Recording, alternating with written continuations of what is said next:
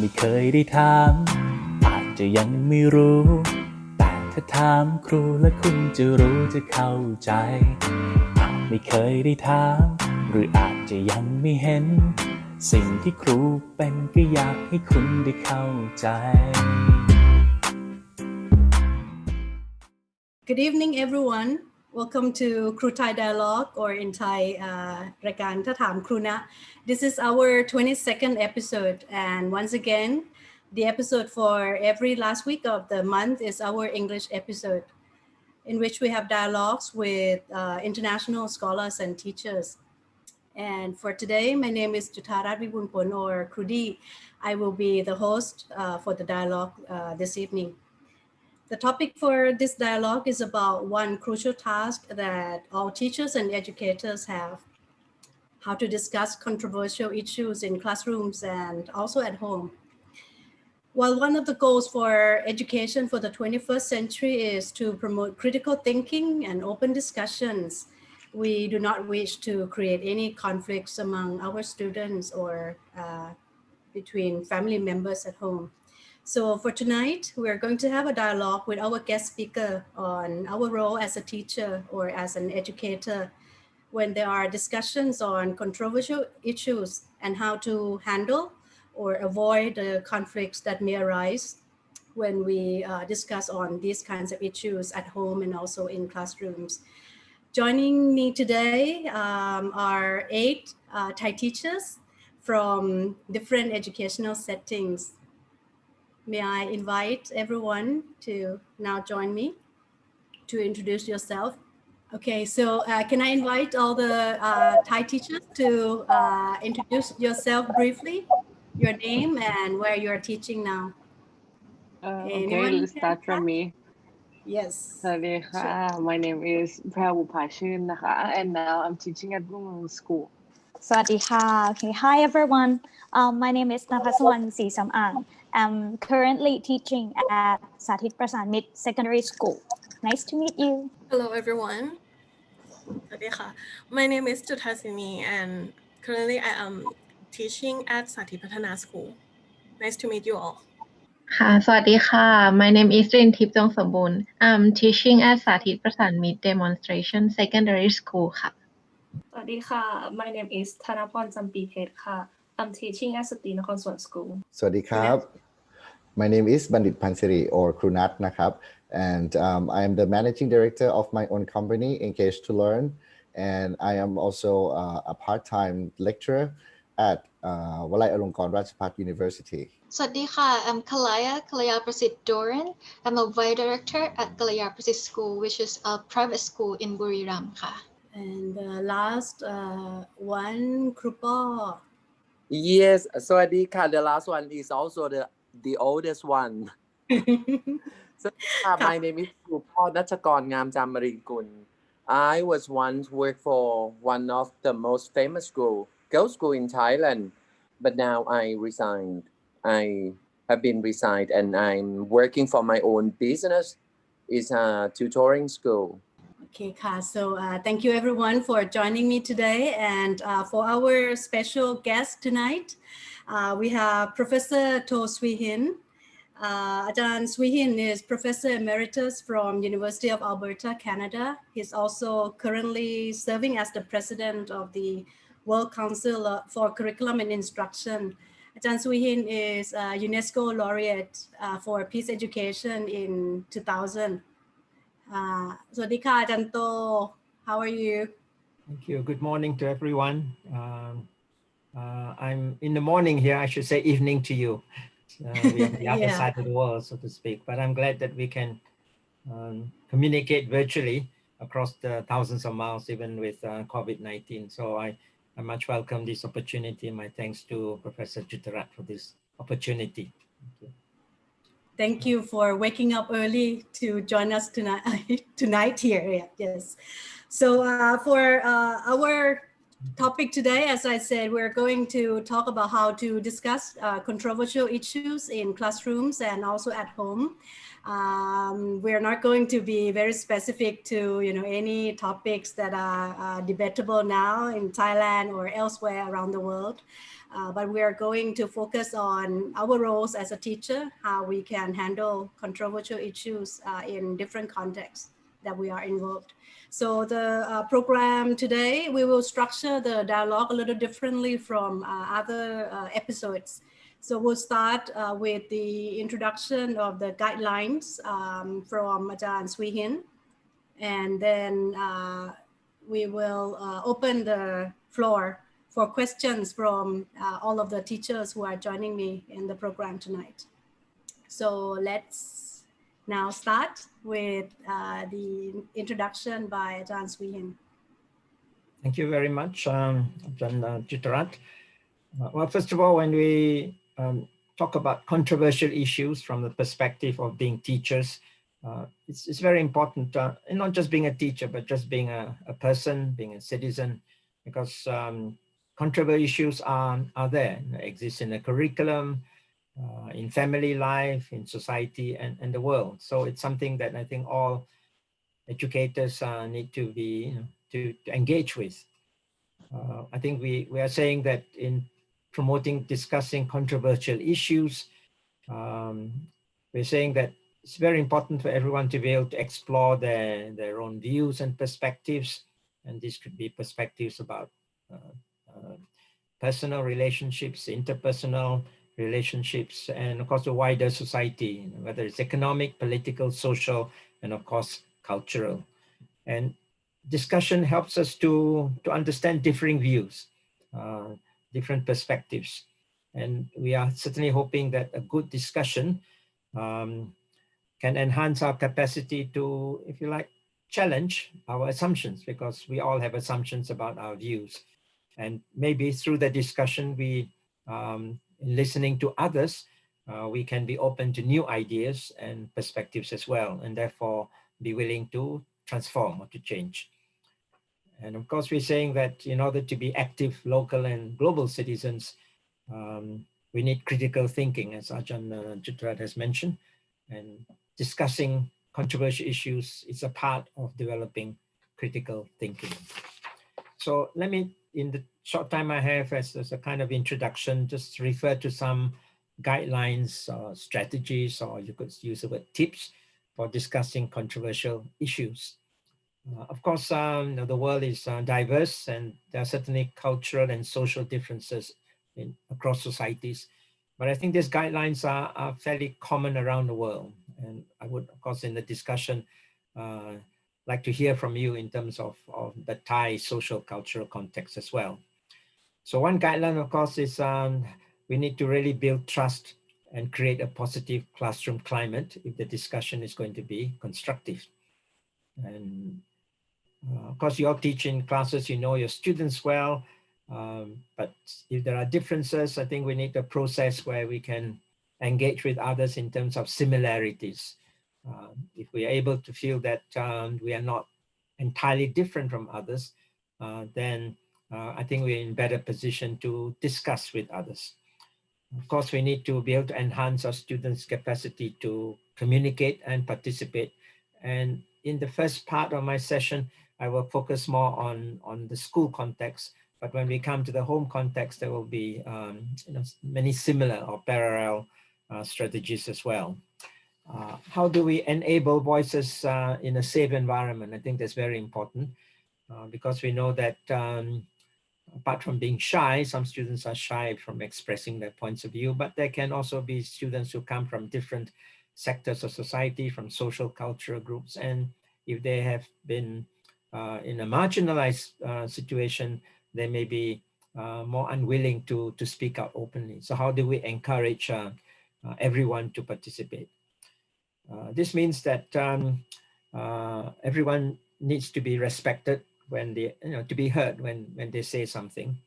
And therefore we certainly must encourage active listening.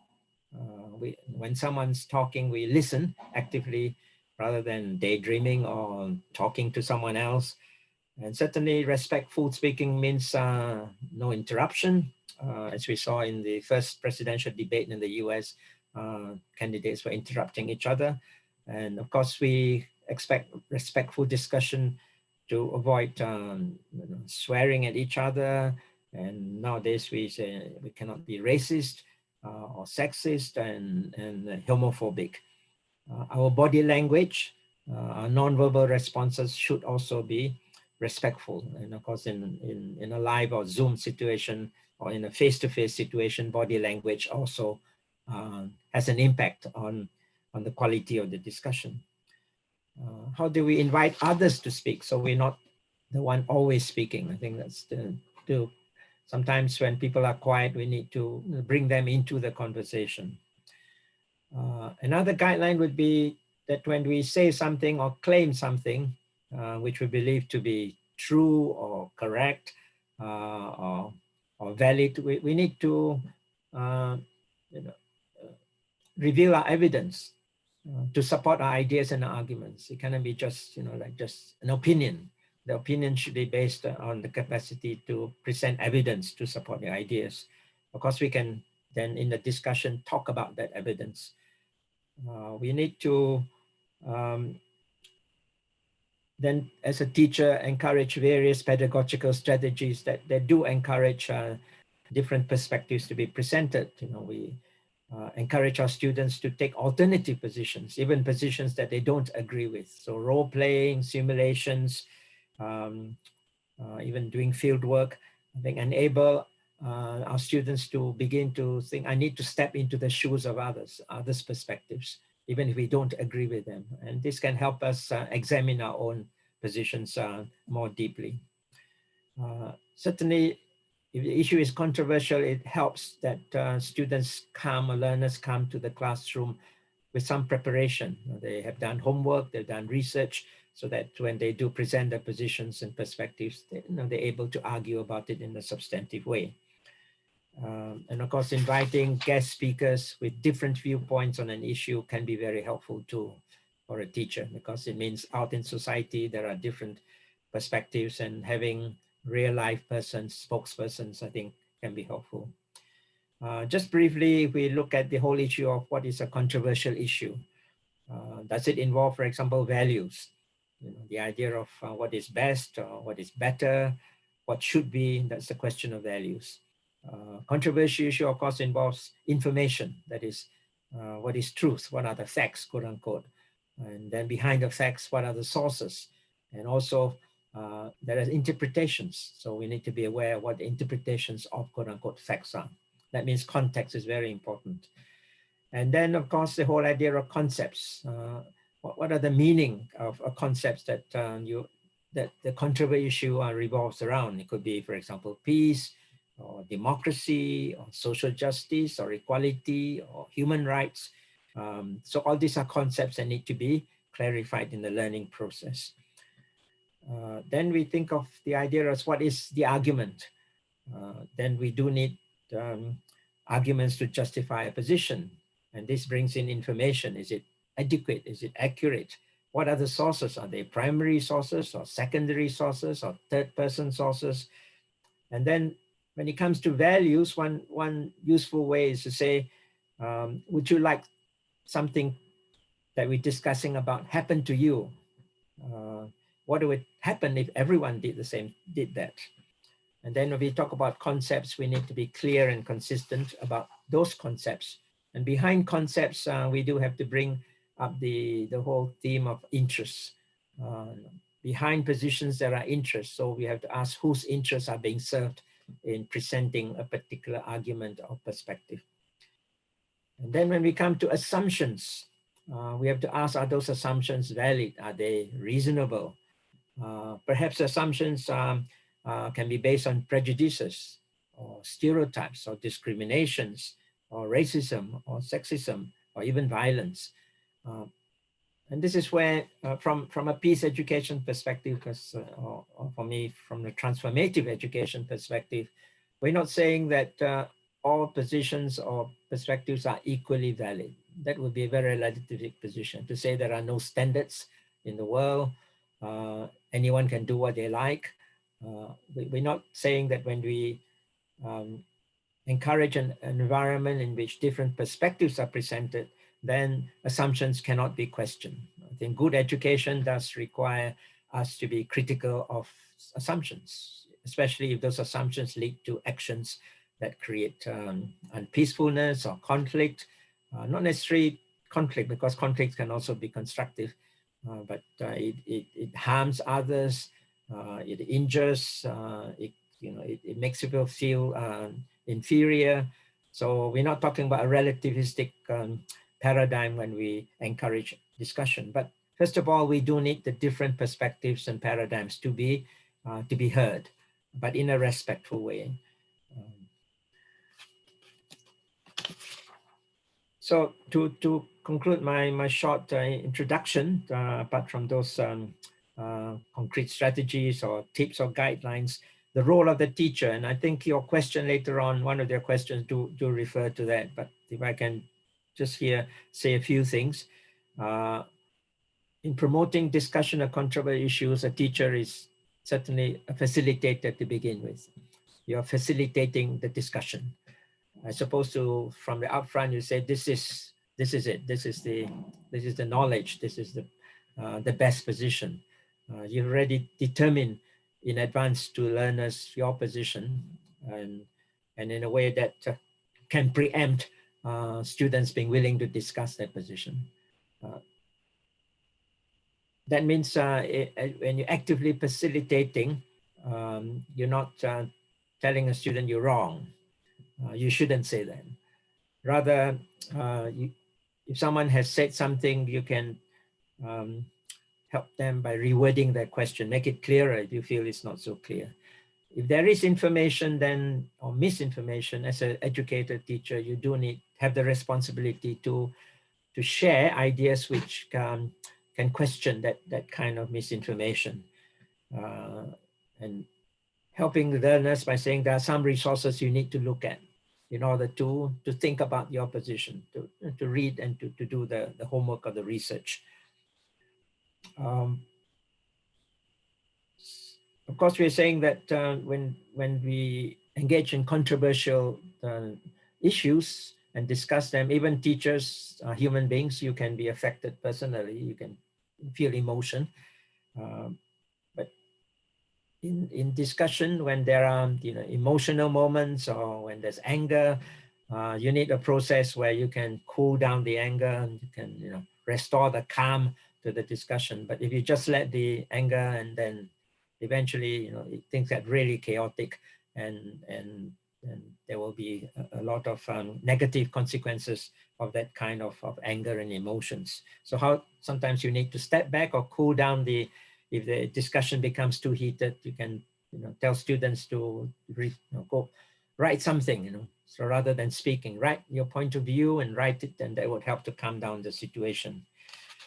Finally, if you think of a teacher's role, I know some teachers will say, I need to be objective, I need to allow all different viewpoints, and I will be neutral. I feel safer if I'm neutral. I don't have a point of view. Or sometimes teachers will say, I'm the devil's advocate. In other words, I will take the most extreme controversial viewpoint, even if I don't believe in it, as a way to prompt students to respond to it. And a third position would be a teacher says, I'm actually committed to a particular point of view. I'm not afraid to express that point of view, but it shouldn't be right at the beginning, as I mentioned, because that could dampen the discussion. But at the end, as an educator over the years, if someone asks me on any issue, I'm willing to express my position and perspective. But of course, I would present it in a way that takes into account my understanding of the evidence and my analysis of the issues. So those are three possible positions. It doesn't mean they're all exclusive. I do, as I say, create a situation where students feel safe to present alternative viewpoints. But if someone says something that is hurtful to others, I need to intervene also to ensure that I'm not allowing that kind of hurtful speech or action to continue in the learning environment. And last but not least, in the family context, I think many of the strategies or tips that I've talked about apply also. But of course, the family context is different from a school context, because there is that issue of relationship.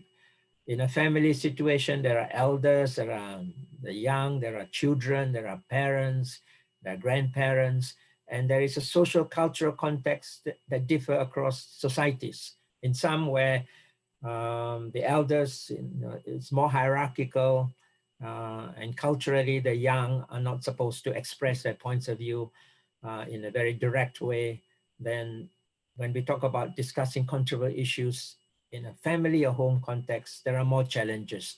And I don't claim to have all the answers, because over the years in family contexts, it's not easy to discuss controversial issues. It's easier, I think, to, as a teacher in the classroom, to do it.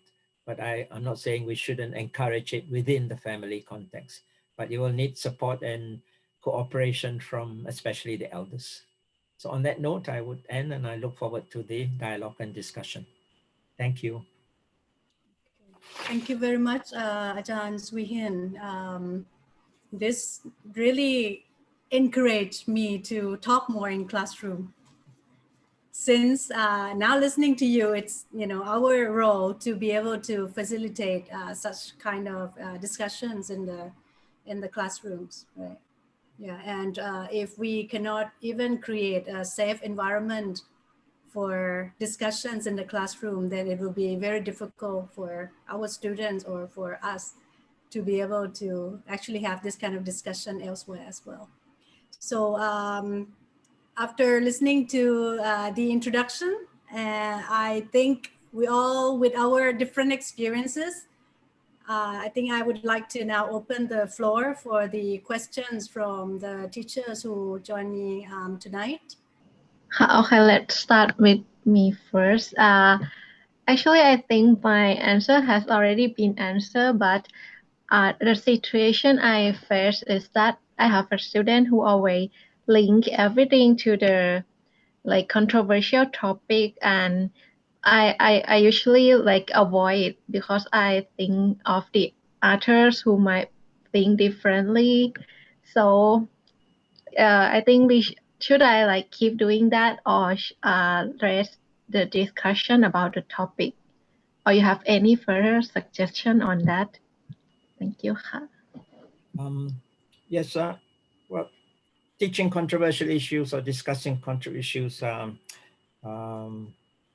can result in conflict. It's just in the nature of a controversy. There are conflicts involved, but avoiding conflicts as an educator is also not going to enhance critical thinking, because that is the goal of promoting good education.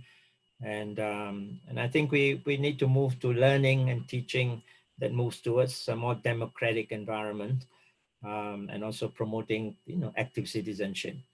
So how you do it, I think, will be important. So for example, if it is if a student just raise a topic that is controversial spontaneously and there is no prior planning and preparation, then this can lead to outcomes because other students are not prepared to do it. And so if you're going to say, okay, that's a topic that's important to discuss, then you need to kind of set it as an assignment, and then in the future lesson, students have come prepared to discuss this issue. And then before that, you need to alert them to all the different guidelines about being respectful, about listening actively, and so on and so forth. Then that means that your role will be to facilitate the topic. And so I would, there are challenges, but I would hope that you will, in a way, just avoid it. Because when you avoid it, other students know you're avoiding it. So in a way, they may discuss it outside the classroom in a way which is not discussion. It could lead to a lot of conflict. But so try to bring into play all those strategies that I referred to. Okay, thank you. That's a very interesting way to deal with the situation. I never thought about making it an assignment. Yeah, me too. Because mostly we don't really prepare well enough. We don't have the information, right?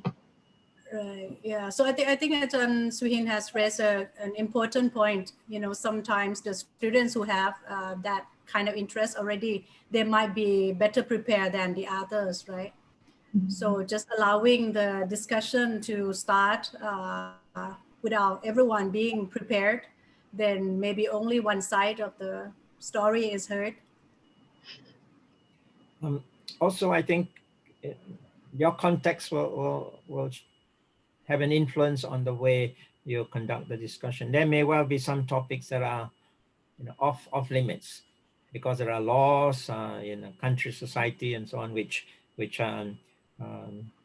means that the discussion will not necessarily be safe. So you have to be aware of that. But it doesn't mean that you can't discuss other aspects of a controversial issue, which do not necessarily lead you to doing something quote unquote illegal.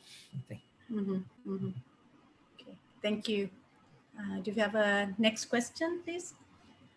May I? Sure, please. Thank you. So right now I'm teaching a secondary level student. So I also like open the floor for my student to share perspectives about the controversial issues as well in class.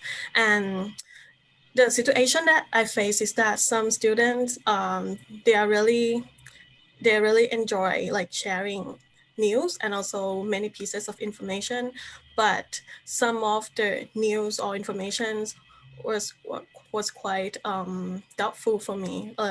Like I'm not sure whether it's credible or not. So how should I respond to this kind of situation? Thank you. Thank you. I read in your question, you also mentioned the whole issue of quote unquote fake news, which I think is something which is very worrisome because news now floats around not just through the mainstream sources or from official sources, but social media, for example, has become a very rapid escalating channel for all kinds of fake news, quote unquote. But we need to talk a bit more about that. But in response to the question about information, I think it's very important that we help students to be media literate, what they call media literacy or critical media literacy, to be able to detect biases when they read something, they come across a piece of news or information. And media literacy means people need to check sources. There are now a number of websites in the world where there's fact checking going on to see whether it's really true or false or half true, half false. And now I'm not sure about the Thai situation directly, but I do know your government has encouraged what is called an anti-fake news center, for example. I'm not sure if that's fully government or is private. And there is what is called a Sure and Share Center of the Thai News Agency that does fact checking, and that's going to be helpful if the fact checking is objective. But sometimes some governments and some agencies, officials have actually used fake news to in a way stifle open discussion not to say what you say if it's critical of government then becomes fake news. So that's actually using fake news as a tool to actually suppress open discussion of issues. So we have to be careful of that. In other words, there is fake news is used actually as a tool against promoting discussion. So if you're aware of that, then your classes can actually bring in the whole idea of analyzing media as a tool to educate English classes, but at the same time it becomes a way by which students become more sensitive, much more sensitive about anything they read. Nowadays with social media, so often people share. They share a video, for example, and sometimes they share without even analyzing the video. Maybe the title of the video sounds okay, but if you really analyze the video, then within it there are disinformation, there's fake news, there's prejudices. So every time someone, before you share anything, please study it properly, analyze it, and do all that checking. That's part of your learning process. And so as a teacher, we should really stress the need for our learners to be aware of the quality of the information news that they have received. And of course, in a classroom situation, you can promote a project which analyzes a particular piece of news or information, and everyone is involved in checking it. And then there can be a useful discussion about that particular video or that particular news information. So I would encourage that kind of pedagogical process. Thank you very much. Another homework for the students. Yes. Okay. Anyone would like to raise the next question? Yes. Kakupa, please.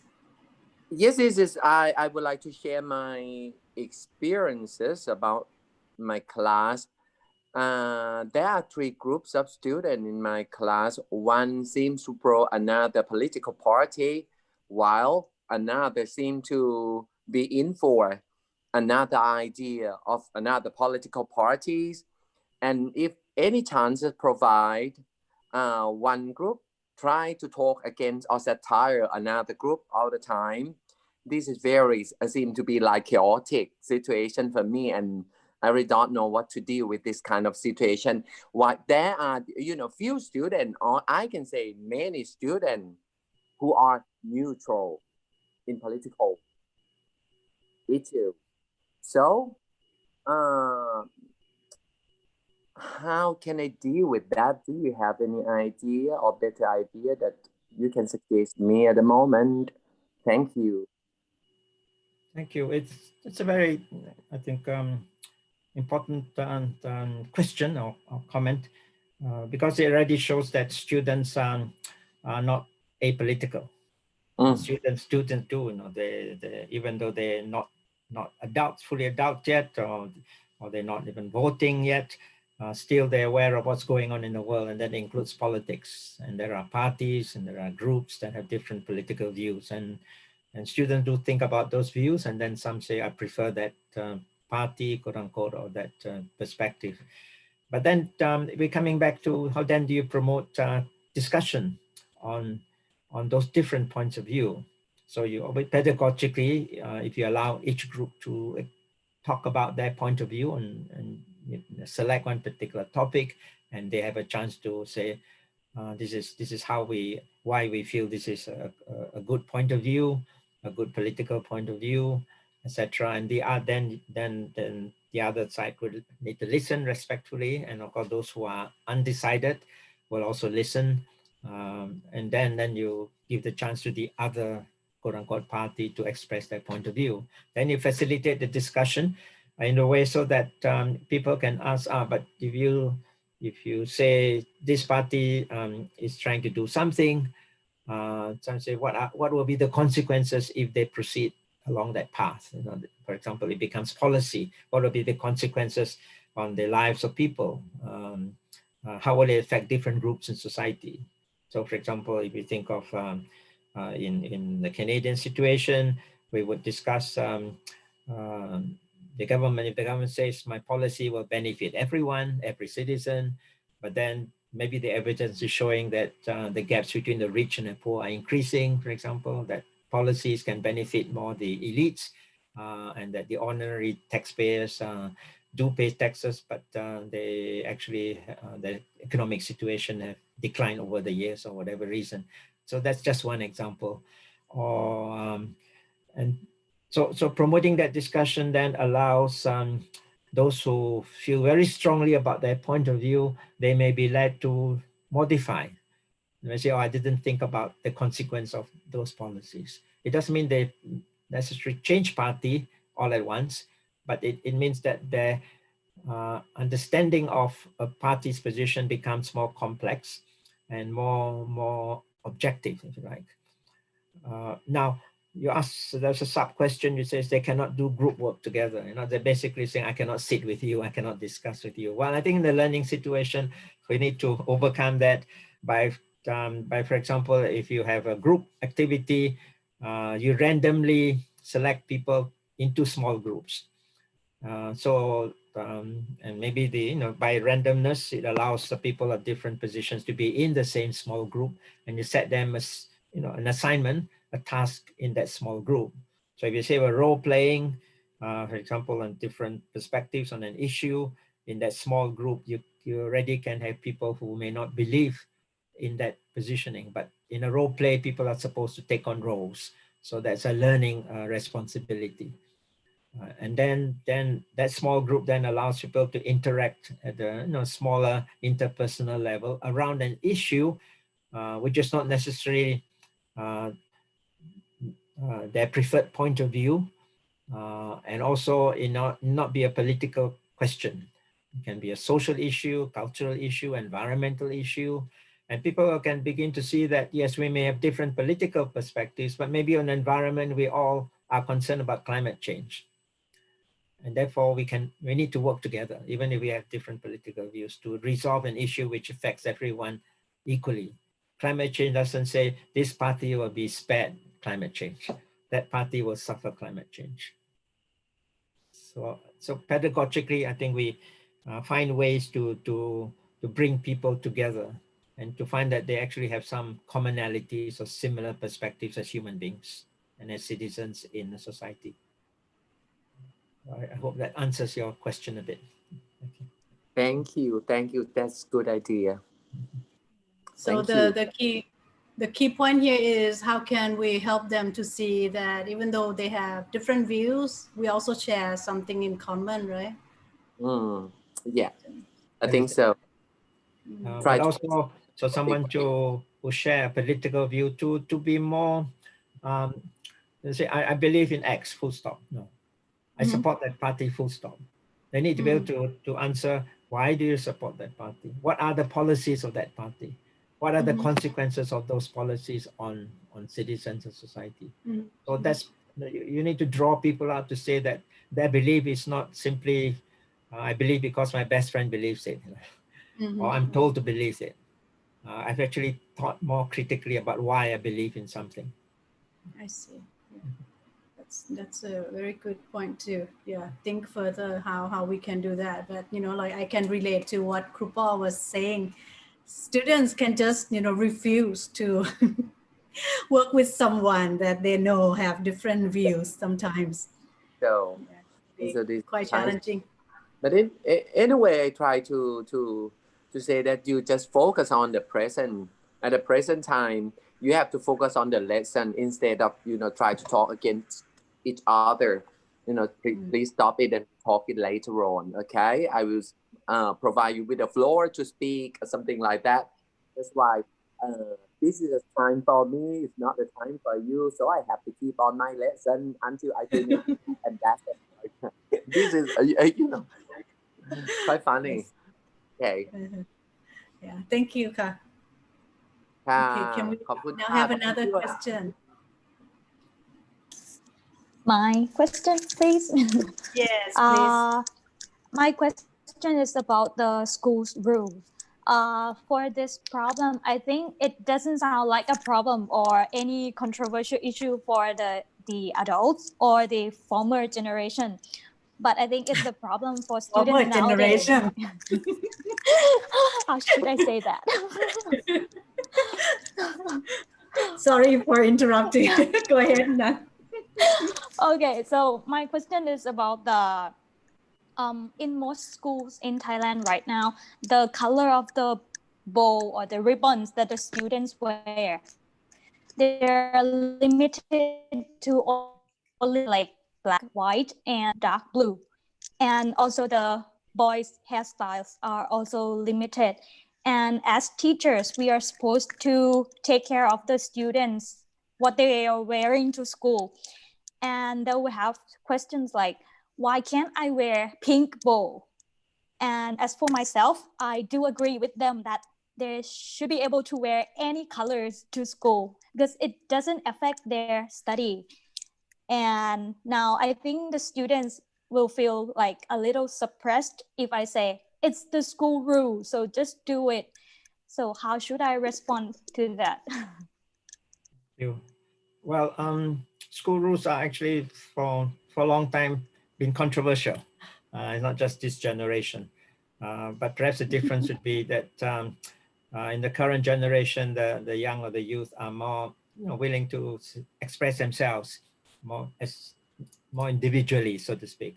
Whereas in past generations in societies, there's been a more conformity to norms and to rules and so on. But we're seeing that in all societies. So it's not surprising that's happening. And the issue here then, of course, is if you go back to rules, not just the particular issue of school uniform, or in this case dressing, or how short your dresses and so on and so forth, or you all must wear the same uniform. The issue here is about rules. So how are rules constructed? And this is where, if you think of transformative education, if a school is more democratic, then we would say, let us have a process by which school rules are looked at by everyone. In other words, there's discussion about whether this rule or that rule is useful, appropriate. What are the consequences if we move from one uniform to people wearing anything they like? What could be the consequences?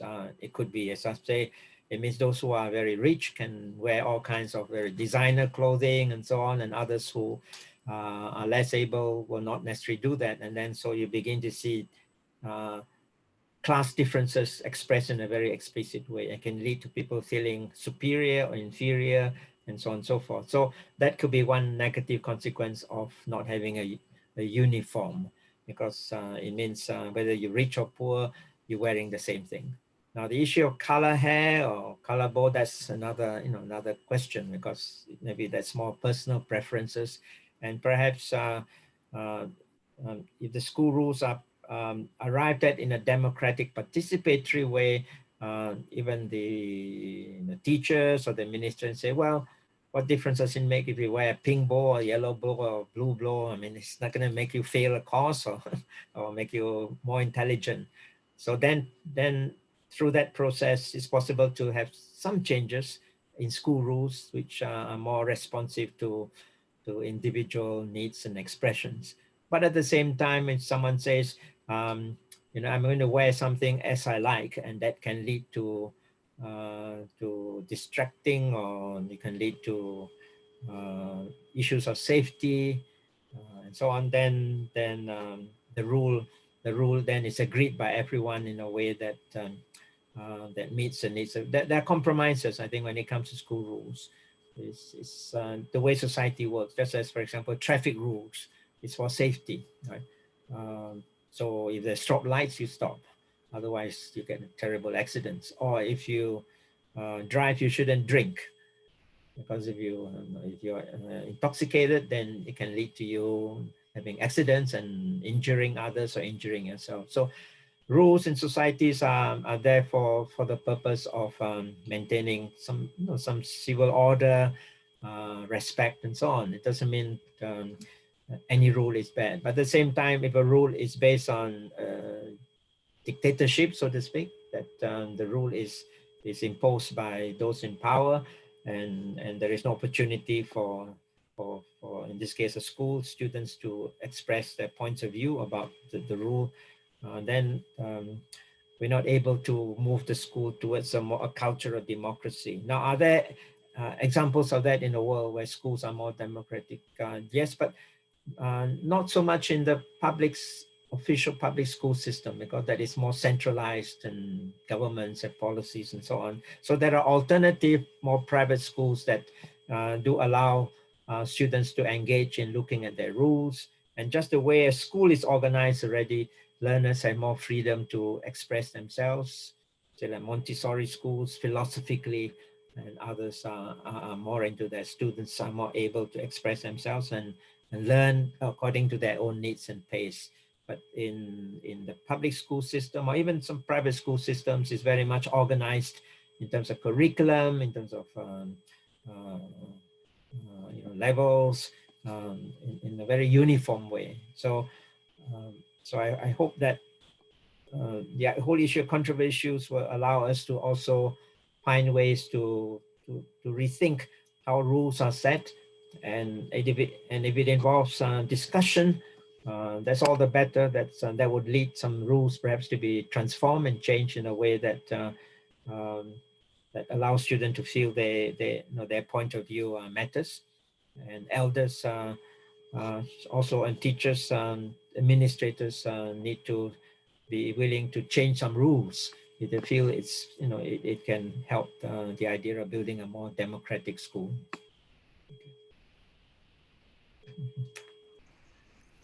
Thank you so much. I think my students will like the idea of discussing things.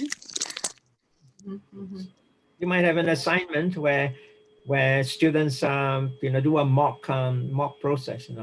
Okay, let's go through a process of rethinking constructing school rules.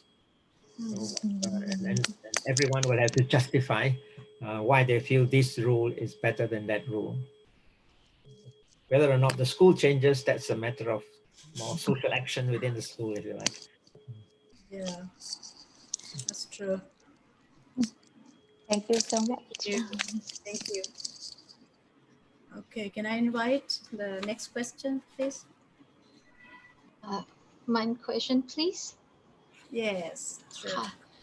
So for my case, my students are mostly younger one. They are in primary level. So what I have seen is that sometimes when they have problem or when they are disagree with each other, they always ask for teacher to be the judge. But for me, I would like to find a way that to have them to encourage them to discuss with each other first and listen to each other, because sometimes I find that they all have the point. They're trying to say the point, but not to each other, instead to the teacher, and they don't listen to each other until the teacher said what this side said and what this side said, and then they kind of wait for us to solve the problem. So could you please suggest a way to encourage the student to accept the different ideas or points of view of their peers? Well, what I've been saying about discussing controversial issues, it may not be controversial issue. It could be just issues which are as people live with each other, there can be differences in perspectives. They're not necessarily controversial, but it's controversial at a personal point of view, because someone says I prefer this and I prefer that, and so then becomes controversial, especially if discussion cannot be promoted. So that's why conflict resolution programs, or education conflict resolution within the field of peace education, is being promoted from a very young age, to the point where you have conflict resolution programs in which the learners themselves are given training, if you like, in mediation, in negotiation, and they take on the role of resolving disputes or conflicts between their peers. Teachers don't get involved unless it's a very serious problem. And so students from a young age learn to practice conflict resolution, constructive conflict resolution, non-violent conflict resolution. And part of it includes listening to each other's point of view. So in schools which do that, you have a peace corner or peace table, where if the peer mediator notices there's some potential or actual conflict going on, you bring the conflicting parties, 2 or more students, to the peace table, and they sit down and say, okay, you allow each to present their points of view, and then you are a facilitator or mediator, so that people can see that perhaps I was wrong in saying it something. I express my point of view in a way which is disrespectful, or I express it in an angry way. And of course, at a more the extension of that would be when bullying happens, then we need to have a way in which the student engaged in bullying behavior understand why they're bullying and why it's not good to bully. And those who suffer the bullying are able to express themselves and say, I'm really hurt, I suffer because of the bullying. And hopefully there can be some reconciliation between parties in conflict. Now, it doesn't mean schools can solve everything. Perhaps the root cause of the conflict lies at home. And that students come into the school environment from their home environment. And if there are issues happening in the home, it's possible that a learner brings it into the school and they have no way expressing it peacefully, and they can then engage in bullying behavior or in behavior which replicates what they've experienced at home. So if at home there is no discussion, there is the elders simply say, do something or else you'll be punished, then it's possible that students come into the classroom, school, and actually replicate that behavior. But schools, I think, can play a mediating role. It won't be easy because you can, as in the case of child abuse, in Canada, for example, teachers now, actually by the law, they have to be aware if something is happening at home, which could be child abuse. And then they need to bring in responsible agencies, whether it's social welfare and so on, to look into the situation. Otherwise, the abuse can continue silently, so to speak. So I'm kind of going beyond just controversial issues here, but there's a link between the process of encouraging, discussing controversial issues. So your question is really about whether at an early age we should encourage discussing controversial issues. I say yes.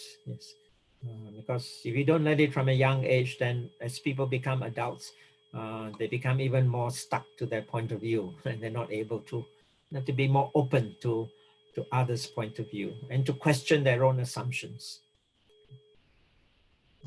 Thank you. I think the peace table, the peace corner, a good idea, because instead of just coming to teacher table to talk about things, they can just go there and then trying to deal with their problem between each other.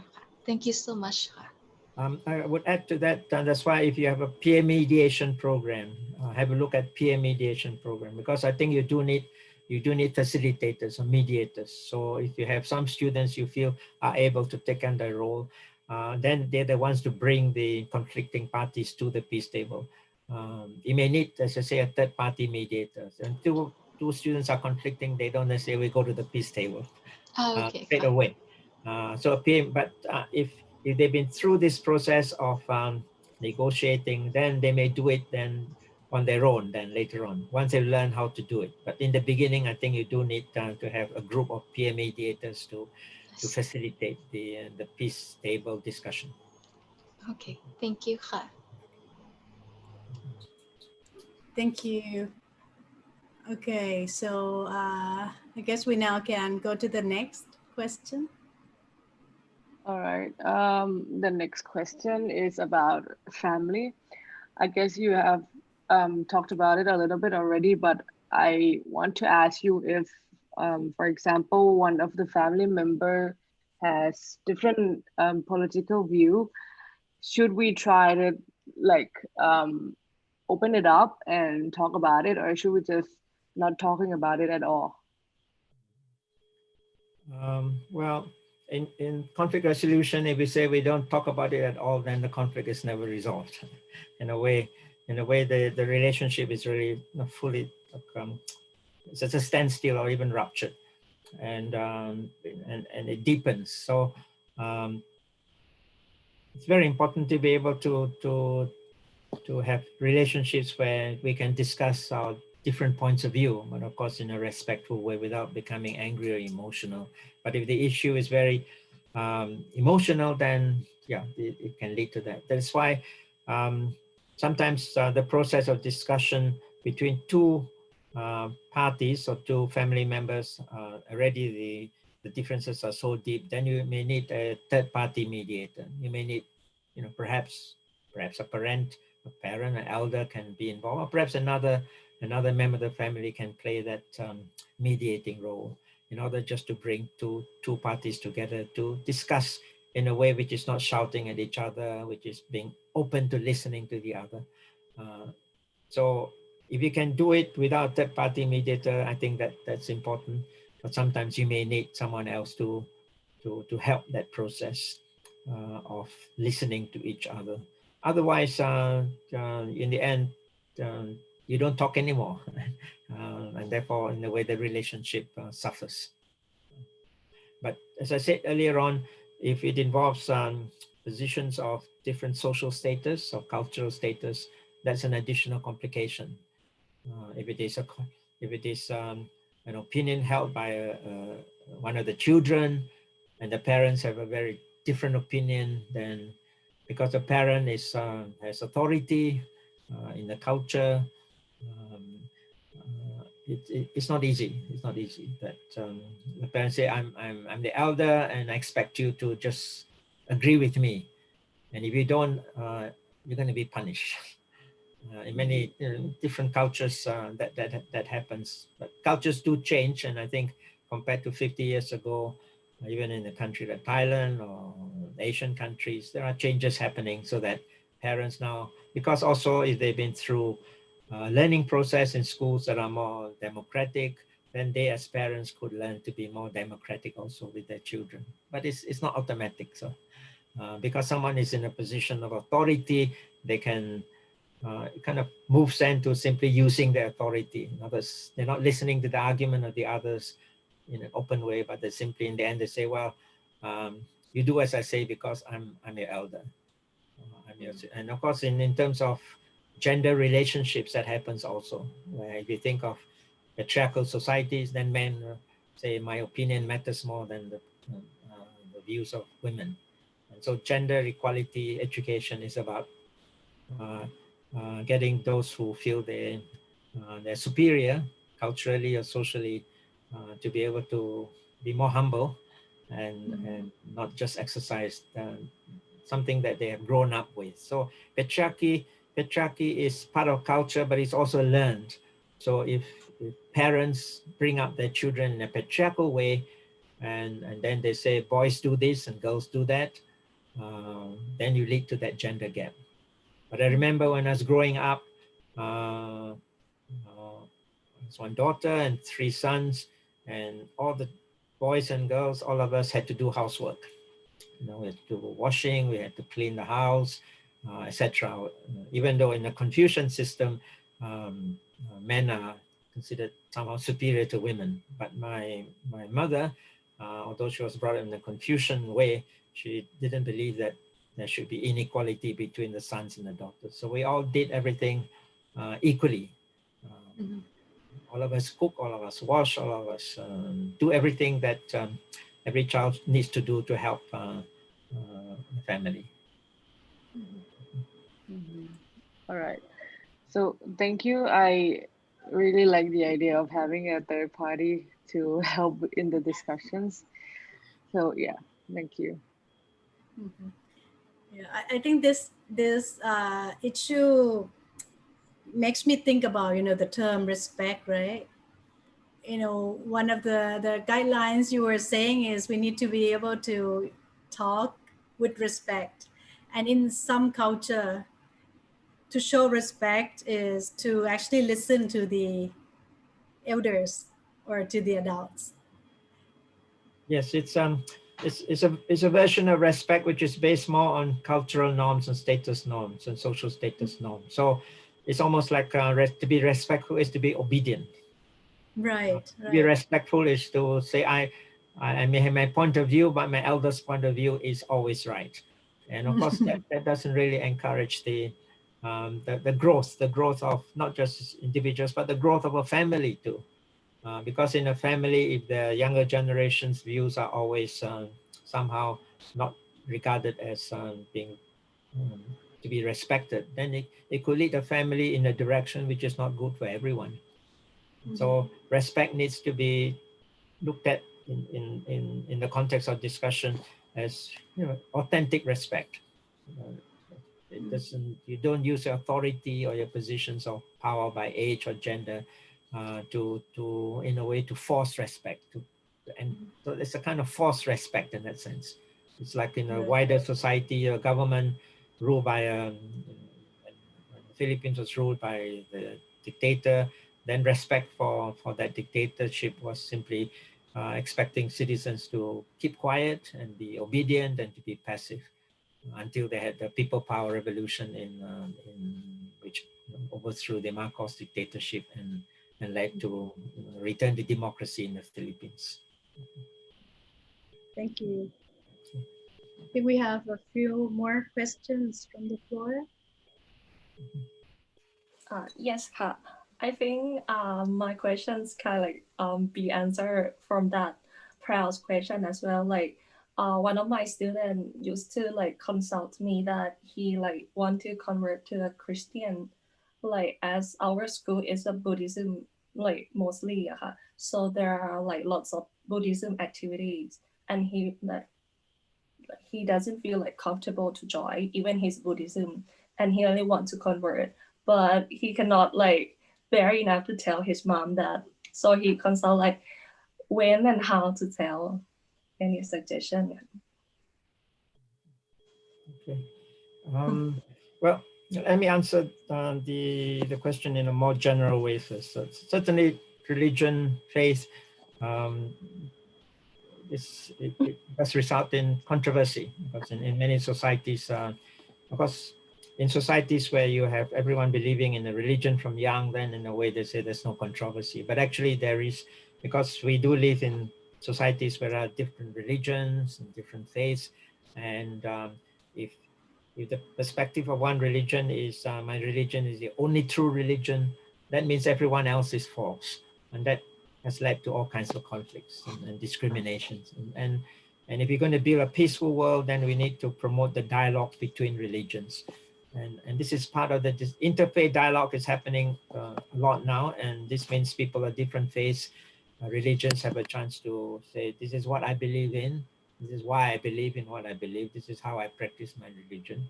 And then the other religions will listen to them respectfully and actively, and vice versa. Then you need to be able to listen to others too and understand their faith. It doesn't mean therefore you give up their faith.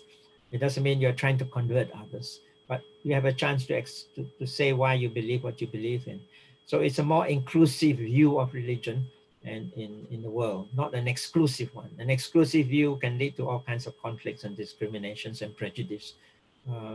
So interfaith dialogue, apart from helping people to understand each other's religion, you actually begin to find that you do share some common values.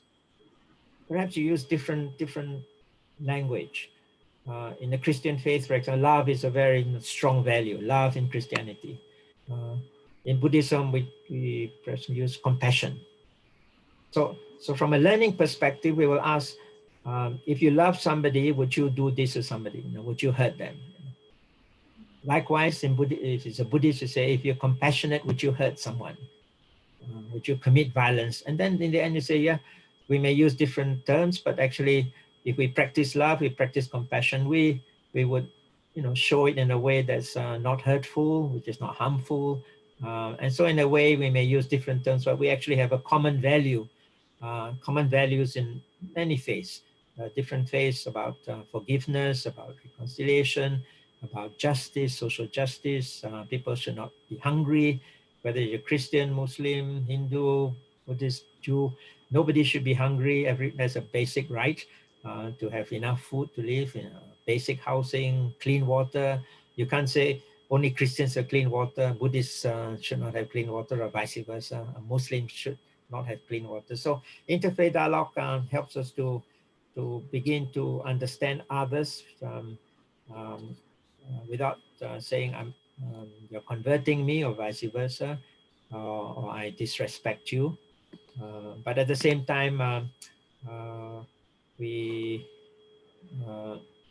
have to bring a situation where people can feel that they can convert. That is a controversial issue because within some religions, at least the way it is practiced, not necessarily in the core of the faith, but in the way it has grown up over the centuries. And some faith says you cannot convert. It can even be, it's called apostasy. And that can lead in some countries, we're not talking religion, but in some countries which practice that religion, they could say if you convert, you're committing a crime, and there are punishment. But even when there is no punishment associated with it, the idea of conversion can be problematic to the elders. So family members, parents can say, my children, if you're born a Buddhist, you're always a Buddhist. How can you think of leaving Buddhism for Christianity? So in order to in this case of a student, when, how, and when, well, I think you need to perhaps have the third-party mediator. Perhaps it's possible for, in the case of perhaps as a Buddhist monk, who will not necessarily say you cannot convert. So from Buddhism would really not say in the Buddhist philosophy, Buddhist values would not say you cannot convert. It's up to you. Now in other faiths, it may be less of that, but still we should through education, if we begin from an early age to say there are many religions in society, and each of them have their beliefs and values, and some of those values are quite common across religions. Then from an early age, we're already encouraging a more inclusive approach to religion. In the case of your student, it's possible his or her mother never went through that kind of interfaith education, and so that's understandable because it's new. It's a newer movement, and even though it's new in some countries, it's impossible to do it because the prevailing institutional legal practices don't encourage that. But it's happening more and more now in many countries. So I think in Thailand, interfaith dialogue is being promoted, and there is actually a group in Thailand called the Engaged Buddhist Group in Thailand, which actually promotes interfaith dialogue. And there are also Christians who are also promoting as well, Muslims too. So I hope that schools can play a role, but in this specific case, your student may need some kind of third-party mediator. Perhaps he or she can talk first to the monk at the temple and explain the situation. And perhaps the monk who knows the mother can talk to the mother in a way that allows the mother to be more open to conversion. Thank you, or even me, right? Like, thank you, very inspiring. Thank you. You mean you become the third party mediator? Right, after listening at the very first part of the answering, very inspiring. Like I can think of some sentences that may talk to him and his mother. That may help. Thank you. Yeah. Okay. If I may add one more footnote to this. Sure. When someone converts to another religion, it's so important that a conversion is inclusive too. In other words, there are cases where someone has converted from one religion to another religion, and that religion actually discriminates against the previous religion. And that can lead to even more conflict. So the hope is that when someone converts, it is in a way that doesn't lead them to believe that their previous religion is wrong.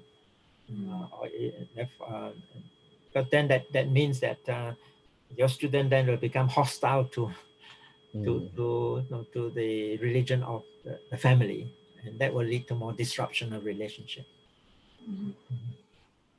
Very important point there.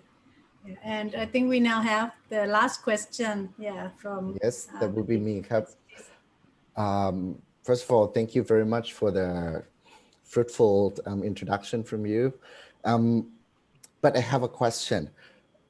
Right now, I have some students asking me which side, based on the current political situation, which side that I take. But I end up trying to say something neutral instead of, in order to avoid conflicts. But of course, based on what I learned from you is that the educators like us should try to facilitate the open discussion with them.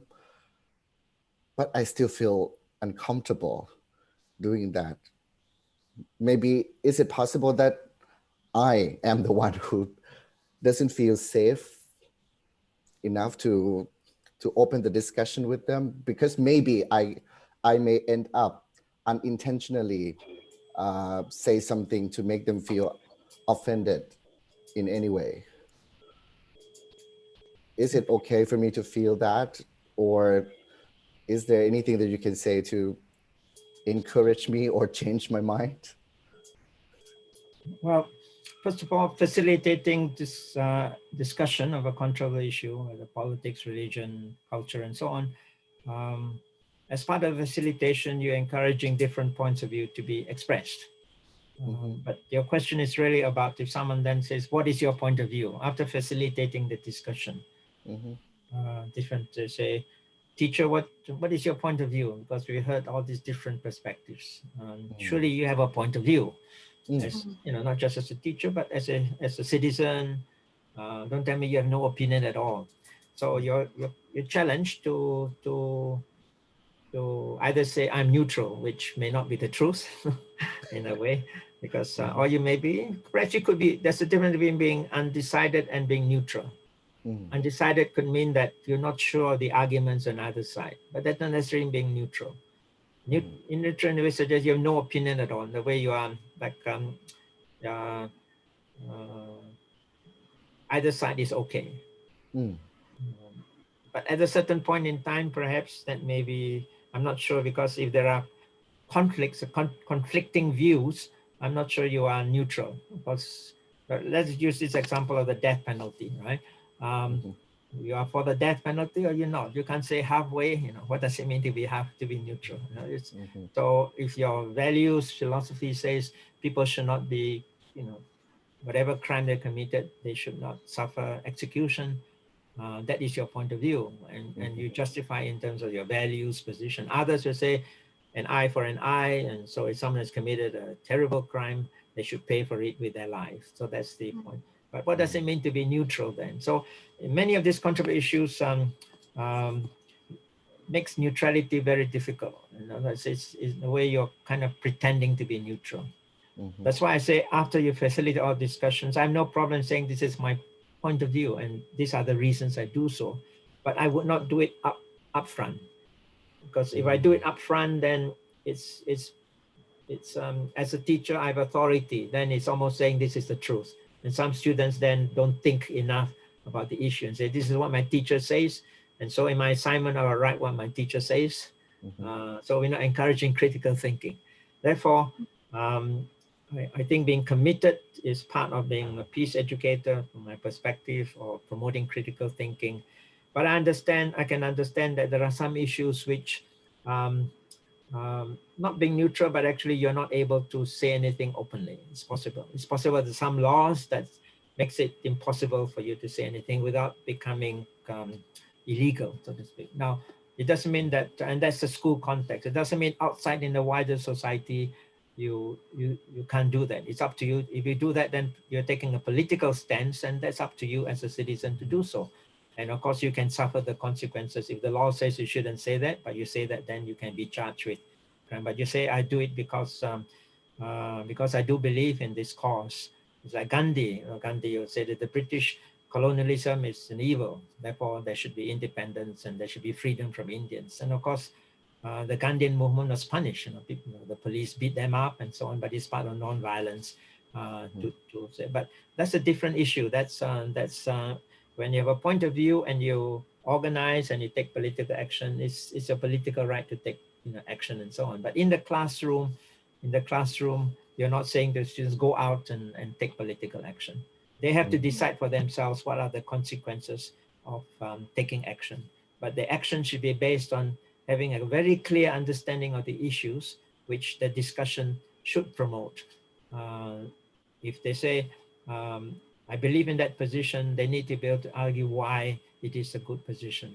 As I said before, all the different strategies. And the more people discuss it, it allows them to make decisions about action which is informed, which is based on the best available information and analysis, as opposed to taking action kind of blindly. And a good action needs good theory. And so discussion of controversial issues is about developing good theory, good analysis. But the final decision to act or not act, that is up to the individual. So I hope that clarifies your question. Thank But you. I personally prefer not to say I'm neutral because I would be kind of telling a lie to myself if I don't believe. But I can say I'm not sure yet about this or that. So for example, take the COVID-19 now. There are issues of vaccination. Right? So some people are actually saying, we must have a vaccine because I believe that vaccines will help to resolve the crisis. Others say no vaccine. There are so-called anti-vaccine people who then they will not take a vaccine. Others may say we're not sure because the idea that the vaccine will solve a pandemic 100%. The science doesn't show that. It's like the flu vaccine. It doesn't mean that the flu vaccine means that there's no flu. No, at the moment the science says perhaps 50%, it's never 100%. So some people that then make a decision whether they think they will take a vaccine if it comes along or not. So that's a personal decision. But first of all, people need to look closely at the information, the science about this particular vaccine and the science of the COVID-19. That's why I read a lot about, actually the Thai Medical News is a website that comes out of Thailand, where they actually present a lot of research that you don't hear of in the mainstream media. So for example, just the idea of mutations. This particular virus, according to the science research now shows, is mutating quickly, and some of the mutations may make the current vaccine production challenging. But in the mainstream media, we don't hear about that. Governments, companies will say, we are developing a vaccine quickly and you will get it next year quickly. And then somehow it is resolved. I'm not sure about that myself yet. So, well, thank you. Thank you very much for telling me that it's okay to say I'm not sure. And the openness, you are giving me the perspective that facilitating the open discussion can help not only the students but also the teachers to gain more analysis of information, and that will bring more understanding not for the students themselves but for the teachers as well. Thank you very much, Kap. Excellent. Thank you. Okay, so I guess that's our last question from the floor. I really appreciate the dialogues that we have today, all of the questions and guidelines that John Swee-Hin have started sharing with us at the beginning. This really making me realize how active role we need to take, when it comes to having a discussion on any issues. I would say not only the controversial issues, right? To be able to promote, a lot of the skills that are necessary for the world nowadays. I guess we need to become active. And when it comes to, talking about your last point, Ajahn Swee-Hin, talking about our legal rights to express our opinions. In some cultures, maybe our legal rights to exercise our active, citizenship, maybe I think limited by, I guess I would use the word social norms. In some cultures, teachers are expected to be in a certain way. So sometimes it's not only in the classroom that we need to be very careful in sharing our views. Also, as a person in public, we also need to exercise, we have to be very careful, especially outside of the classroom, not only in the classroom. Yeah, so thank you everyone for engaging in today's dialogue. I hope that the audience in our Facebook page, ถ้าถามครูนะ can benefit a lot from our discussions today. So thank you, Ajahn Swee-Hin again, and all of the 8 teachers who joined the conversation today. And see you again in our next episode. Have a good night. Thank you very much. All the best to your teaching. Thank you. Thank you. Thank you ค่ะ All the best. Take care. Thank you ค่ะ Thank you ค่ะ อาจไม่เคยได้ถามอาจจะยังไม่รู้แต่ถ้าถามครูและคุณจะรู้จะเข้าใจ ไม่เคยได้ถามหรืออาจจะยังไม่เห็นสิ่งที่ครูเป็นก็อยากให้คุณได้เข้าใจ